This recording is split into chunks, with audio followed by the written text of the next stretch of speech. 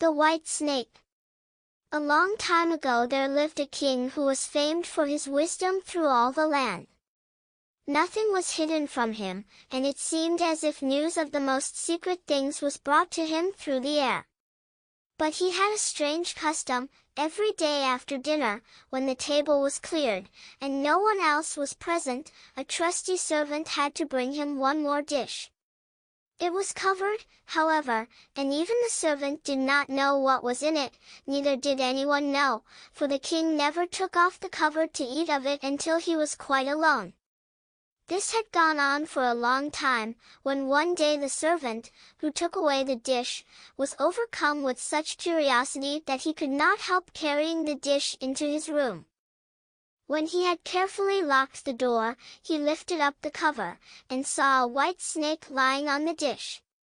But when he saw it he could not deny himself the pleasure of tasting it, so he cut off a little bit and put it into his mouth. No sooner had it touched his tongue than he heard a strange whispering of little voices outside his window. He went and listened, and then noticed that it was the sparrows who were chattering together, and telling one another of all kinds of things which they had seen in the fields and woods. Eating the snake had given him power of understanding the language of animals.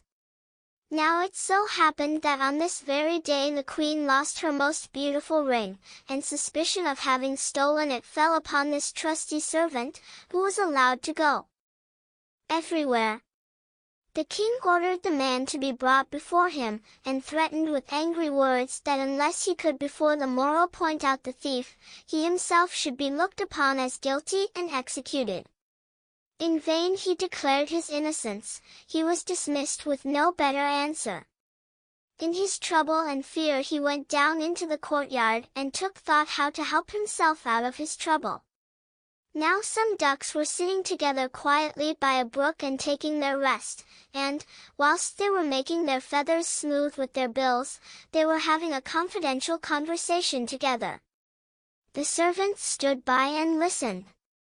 They were telling one another of all the places where they had been waddling about all the morning, and what good food they had found, and one said in a pitiful tone, "Something lies heavy on my stomach. As I was eating in haste I swallowed a ring which lay under the queen's window."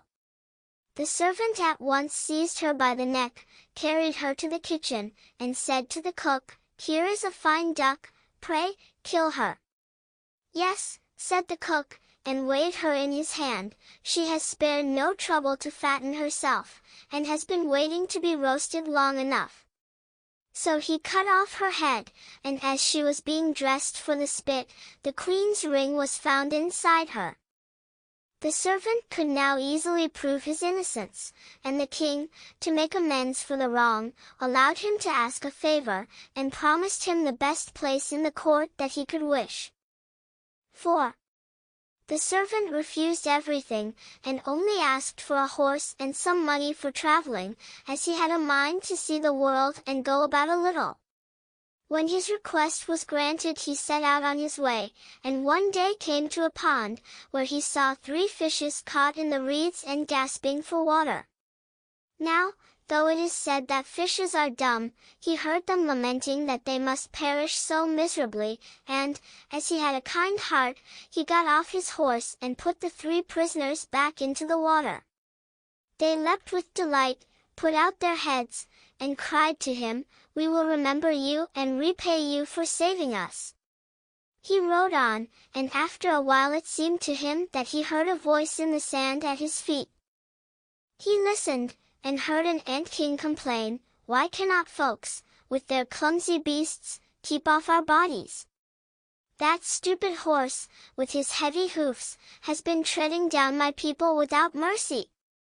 So he turned on to a side path, and the ant-king cried out to him, "We will remember you. One good turn deserves another."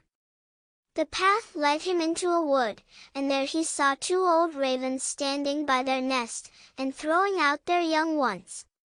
"Out with you, you idle, good-for-nothing creatures," cried they, "we cannot find food for you any longer.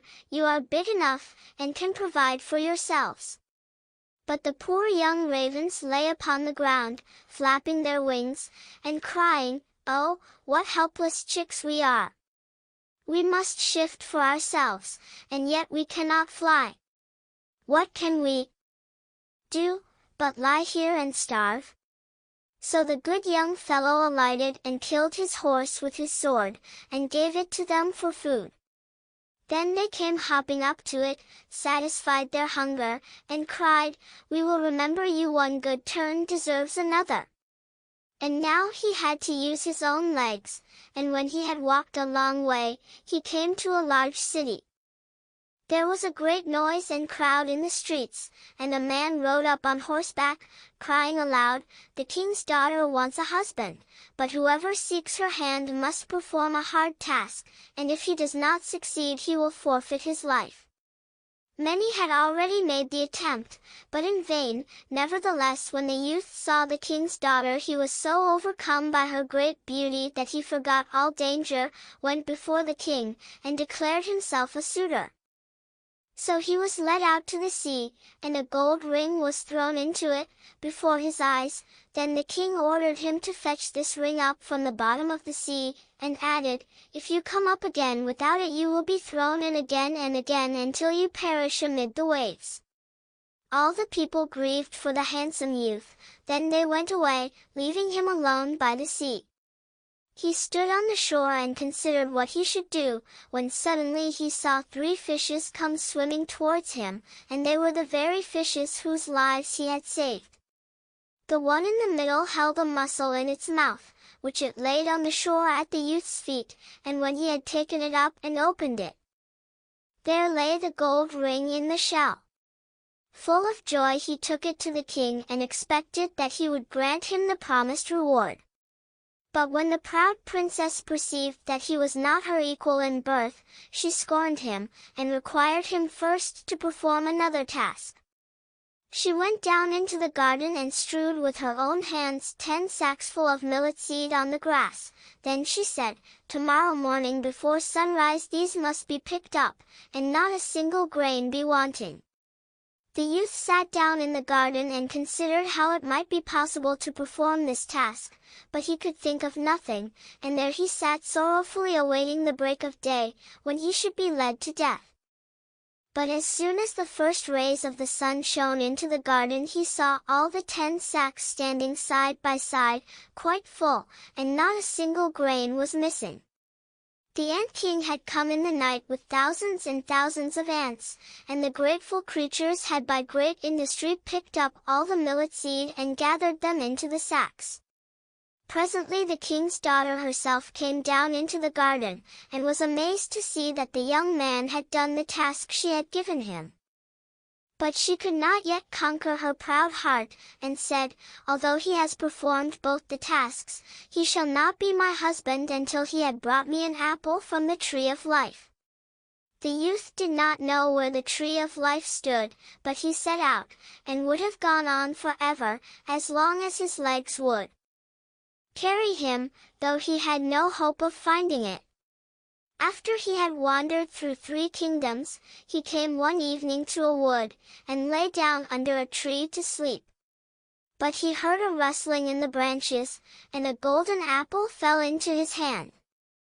At the same time 3 ravens flew down to him, perched themselves upon his knee, and said, "We are the 3 young ravens whom you saved from starving. When we had grown big, and heard that you were seeking the golden apple, we flew over the sea to the end of the world, where the tree of life stands, and have brought you the apple." The youth, full of joy, set out homewards, and took the golden apple to the king's beautiful daughter, who had now no more excuses left to make. They cut the apple of life in 2 and ate it together, and then her heart became full of love for him, and they lived in undisturbed happiness to a great age.